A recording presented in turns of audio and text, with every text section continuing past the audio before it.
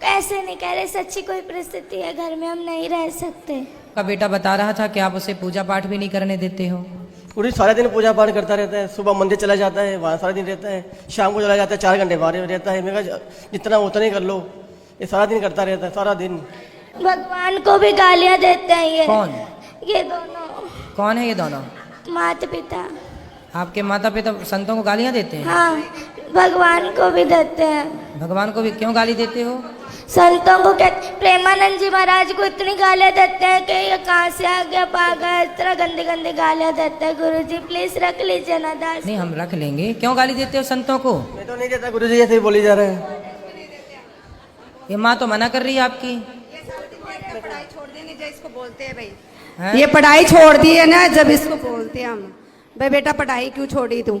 हाँ, तो पढ़ाई आपने क्यों छोड़ी, अब ये बताओ। मैंने इसको ऐसे बोला था बेटा तू 10वीं कर ले, जब मर्जी तू जय वृंदावन में जाके तुम्हारा एडमिशन करवा लेना। ठीक है। बस ये बात कही थी इसको। ये ना 6वीं क्लास पूरी भी नहीं की है अभी भी, और इसने छोड़ दी पढ़ाई। बात कराओ। पूछो इसको। भक्ति करना बहुत अच्छी बात है, लेकिन अपना कर्म भी तो जरूरी है ना बेटा। पढ़ाई लिखाई भी जरूरी है। पहले पढ़ाई लिखाई कर लो और पढ़ते लिखते फिर भगवान का चिंतन भी बना रहे। गुरुजी आपने कल कथा में कहा था कि एक बार सबको दो 3 बार सबको मौका दो। हमने बहुत बार इनको मौका दिया, फिर आपने कहा था उसका परित्याग कर दो। इसलिए दास ने ये निश्चय लिया था कि दोनों बहुत ऐसे। माँ बाप को त्यागा नहीं जाता, माँ बाप को त्यागा नहीं जाता बेटा। ऐसे माँ बाप भी तो होने चाहिए ना जिनके ऐसा थोड़ा। तो ये माँ बाप अच्छे नहीं हैं? ये है ना संतों दास को जो मर्जी कह दो, पर संतों को कुछ ना कहो। वाह। बच्चों को पढ़ने गुरुजी के घर लिए। में मांस मदिरा खाते, तकलीफ तो आपकी माँ भी मांस खाती है? तो सब खाते हैं घर में सारे। पूरा पूरा पूरा घर बदबू से हो जाता है। पूरे घर में बदबू लाते हैं। कहीं कहीं उसका सिर पकाते हैं, कभी उसके हाथ पकाते हैं। बहुत कष्ट होता है दास को। देखो बच्चा रो रहा है और तो मुर्गी खा रही हो मैया। प्लीज गुरुजी रख लीजिए ना दास। रख लेंगे बेटा। अभी रख लीजिए ना। ठीक है, अभी रख लेते हैं। ठीक है, ठीक है, अभी रख लेते हैं। तो मैया मांस क्यों खाती हो इतना ज्यादा कि बच्चे देखिए बच्चों के देखो इतने। आप लोग ना जो हत्या करते हैं, बच्चे कोमल होते हैं, बच्चे किसी का दर्द समझते हैं। आप लोग बताइए, बड़े होके किसी का दर्द नहीं समझ रहे हैं। माइक दीजिए पीछे। मांस खाने वाली मैया से बात कराओ। मैया खड़ी हो जाओ। हाँ जी। क्यों इतना मांस खाती हो कि बच्चे देखिए कितना उनको मन में कितना बैठा हुआ है डर। गुरुजी क्या करे, घर में जो खाते हैं सभी खाते अरे तो हैं। सास ससुर भी खाते हैं। अब जो है घर में स्थिति है वही चलेगी। तो सब मूर्ख हैं तो तुम भी मूर्ख रहोगे। गुरुजी ये कहते हैं कि है ना नरक भोगना तो भोग लूंगी, पर मैं मांस खा के रहूंगी।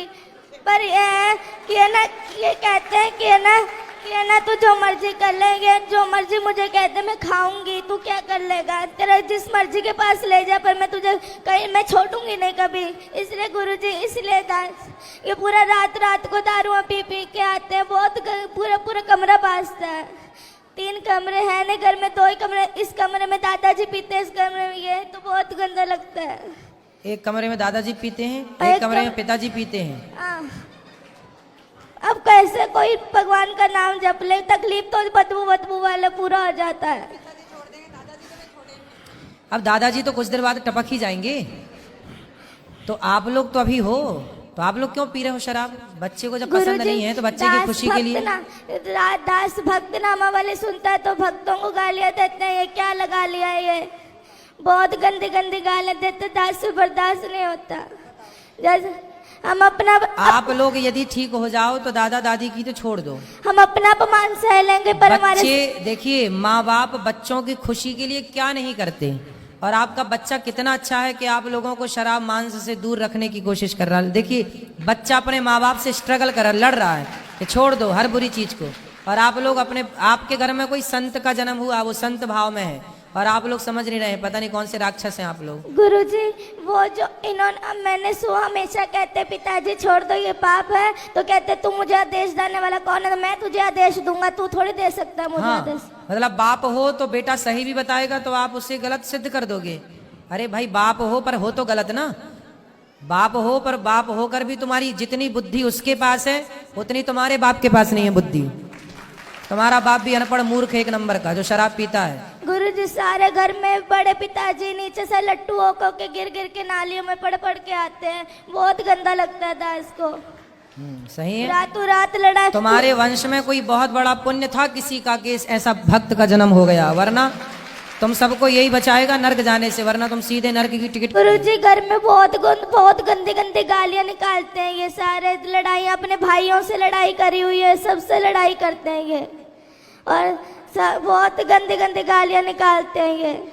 आप इनसे कहते गालियां मत निकाला करो किसी को, और जब वो वाली नहीं, वो गंदी गंदी गालियां होती है वो निकालते हैं ये। क्यों गंदी गालियां बोलते हो? बच्चे सुनते हैं, अच्छा प्रभाव पड़ेगा?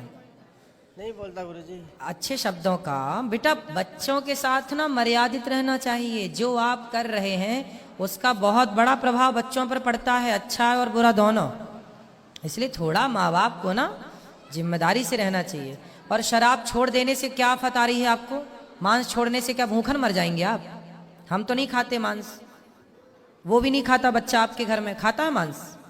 लहसुन प्याज भी नहीं खाता ये तो। फिर जब वो आपके घर में रह के जिंदा हो सकता है, रह सकता है, तो आप लोग कौन से मर जाएंगे नहीं खाएंगे मांस?